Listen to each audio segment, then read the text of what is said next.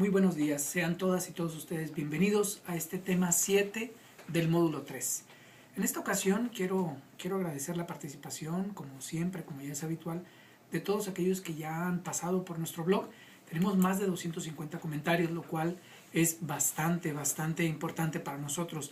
También quiero felicitar a nuestros estudiantes del campus Chihuahua y de Aguascalientes, quienes han sido los más activos en este blog, y en particular a nuestra tutora Mariana Alatorre, que ha mantenido muy en acción a todos los chicos que está ella tutoreando en este momento. También yo quisiera seguir invitando a todos y a todas ustedes a que sigan al menos sumándose a los comentarios con un like o con algo por el estilo que haga saber que los comentarios que se han vertido son interesantes. Hay algunos que ya tienen algunos seguimientos por parte de ustedes y yo creo que es importante que continúen en ese tenor. Bien, también quiero comentar o destacar 4 participaciones, en particular la de Mariana Leiva, que ha hecho algunas puntualizaciones muy acertadas, muy atinadas con respecto al asunto de la automatización en este par de videos que tuvimos oportunidad de revisar. A Omar Beltrán, a Fernando Ramírez y a José Gutiérrez, que José Gutiérrez nos hablaba de cómo la educación y cierto tipo de educación en el contexto laboral evita la alienación. Y este comentario de José me va a permitir pasarme, digamos, a un análisis un poco más teórico del asunto, que es el asunto del proceso de la alienación. ¿De dónde surge? Pues vean ustedes, aún y cuando algunos y algunas de ustedes señalaban en su blog que este proceso era un proceso que venía de antaño, yo les quiero comentar que todavía es más lejano a lo que ustedes vieron del tiempo de la Revolución Industrial, porque había algunos comentarios que lo señalaban. El primer comentario que surge sobre la división del trabajo, una división del trabajo que después es retomada por Adam Smith, viene en la República de Platón. Efectivamente, cuando Platón en las leyes empieza a desarrollar su análisis, él revisa que gran parte de los trabajadores que acuden a la ciudad van porque en el campo no hay muchos de los productos, muchos de los artículos que ellos necesitan para subsistir o para tener una vida más digna. Entonces, dice él, habría que poner atención en las actividades laborales cuando éstas pueden ser más productivas o menos productivas. Y él decía que la división del trabajo, ¿sí?, permitía no solamente dividir a aquellos que podían estar por encima de las clases sociales en medio de la República, sino que también podía permitir determinar cuándo un trabajador era más apto para desarrollar un trabajo o no. Me explico. Platón tenía 3 divisiones, digamos, o 3 rasgos positivos, por llamarlo de algún modo, del trabajo dividido. Él decía que todas las personas somos distintas, somos diferentes, y si tenemos distintas cualidades, distintas habilidades, por lo tanto deberíamos de realizar diferentes actividades. Ustedes saben que él al político le atribuía unas cualidades superiores al resto de la plebe, al resto de la gente común y corriente, y entonces veía en el trabajador, en el obrero de aquella época, pues alguien que podía hacer una actividad de tipo repetitivo. ¿Por qué? Porque no se distinguía por ser alguien pues muy ilustrado, un ser pensante. El segundo rasgo es que el trabajo especializado o dividido especializa a quien practica una actividad. Platón decía, en la medida que nosotros vayamos practicando un proceso, un procedimiento o una fracción de este procedimiento, vamos a ser verdaderos especialistas, y esto a la larga, y aquí tenemos al tercer rasgo, hará más productivo el trabajo.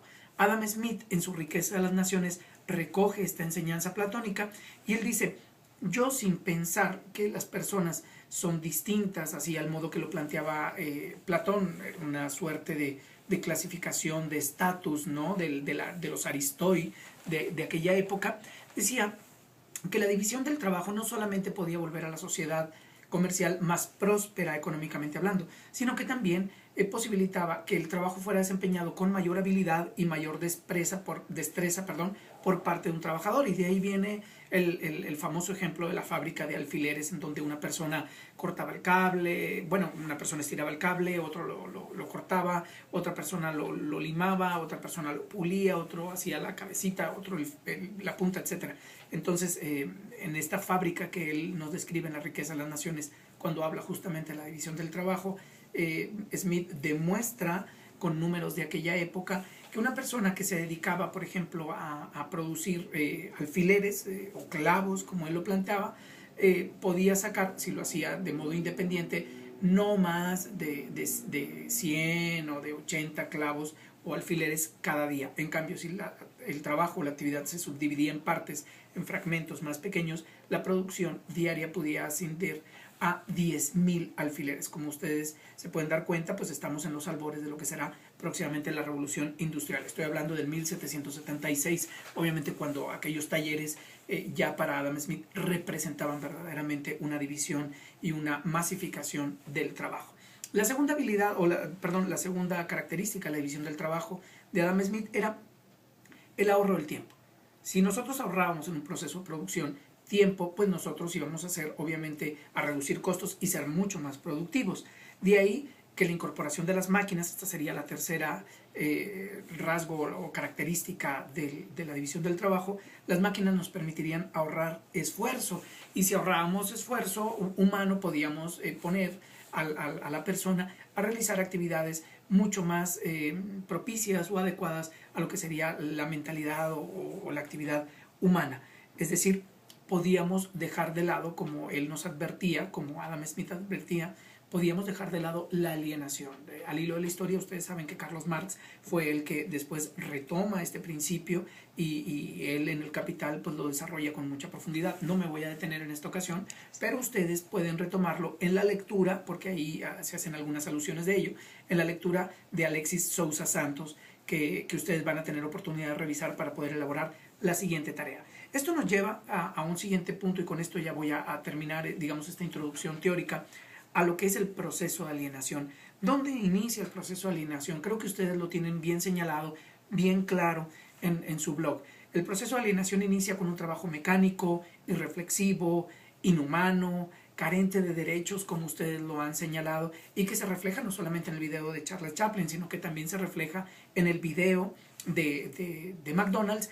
Y a mí me llama la atención en particular que ustedes solamente se han centrado en McDonald's, porque tenemos muchísimos ejemplos. Creo que la semana pasada vimos uno muy claro, y el día de hoy justamente, bueno, el día de ayer, perdón, justamente que se presenta el iPhone 5, sí, con bombo y platillo en Nueva York, y como ustedes saben, las grandes colas ya para adquirir el nuevo gadget o el nuevo teléfono estuvieron presentes a la par de un suicidio en una de las fábricas que se encarga de producirlos. Efectivamente, aquí tengo en la computadora una noticia que he leído esta mañana, y dice lo siguiente: las primeras investigaciones apuntan que Yang, o sea, el chico que se suicidó de 22 años, ¿sí? Procedente del noroeste de China, se cortó las venas en su habitación antes de saltar por la ventana de un 8º piso.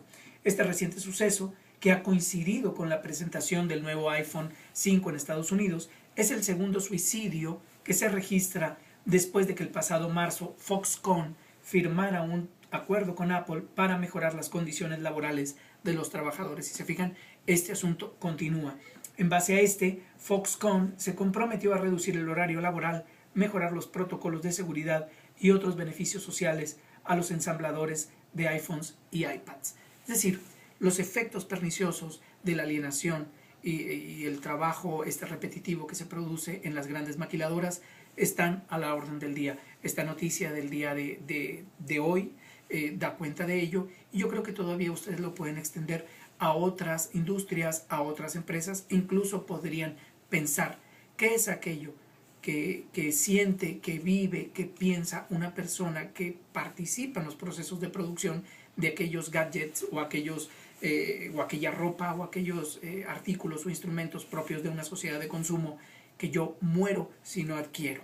Entonces podríamos pensar qué es lo que lleva en las líneas de producción a que las personas, como decía Platón, vayan perdiendo poco a poco su alma, vayan perdiendo, como decía Adam Smith, poco a poco su razón, se vuelvan unos autómatas, y en la medida que se vuelvan autómatas vayan perdiendo su autonomía, su capacidad de decidir, su cualidad humana por excelencia, su libertad, y con ello, nos dirá Kant, su dignidad humana. Los invito a que en esta tarea ustedes pongan mucha atención en lo que Alexis Sousa de Santos nos dice, y revisen con mucho detenimiento el video de la corporación, que es otro ejemplo de otra fábrica, de otros productos que ustedes seguramente utilizan y que después de revisar con detenimiento la lectura y el video de la corporación, ese pequeño fragmento del video de la corporación, seguramente tendrán una visión distinta de esos artículos deportivos que seguramente ustedes utilizan. Nos vemos a la siguiente.